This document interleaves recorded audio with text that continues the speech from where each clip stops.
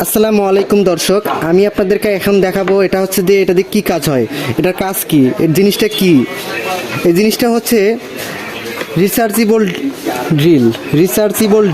এই rechargeable drill দিয়ে কী করা হয়, এই রিচার্জেবল ড্রিল দিয়ে আপনার হাড্ডি বা দেখা গেছে হাসপাতালে, অনেক পঙ্গু হাসপাতালে অনেক সময় ডাক্তারদেরকে এটা লাগতে পারে হাড্ডি ছিদ্র করার জন্য, বা ছোটোখাটো কাট বা ছোটোখাটো কোনো ছিদ্র করার জন্য অনেকে ড্রিল ব্যবহার করতে পারেন। কাটে বিভিন্ন জায়গায় এটা ব্যবহার করা যেতে পারে। সাথে আছে দুইটা ব্যাটারি, আর একটা ব্যাটারিতে 3 ঘন্টা মতন চার্জ থাকে। দুইটা ব্যাটারি আছে সাথে, এই সাথে 2 পিস বিট আছে,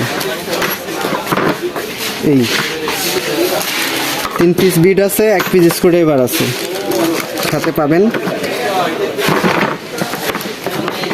অ্যাড্রেসটা মেনশন করা আছে স্ক্রিনের উপরে, আপনারা চাইলে এখানে আসতে পারেন।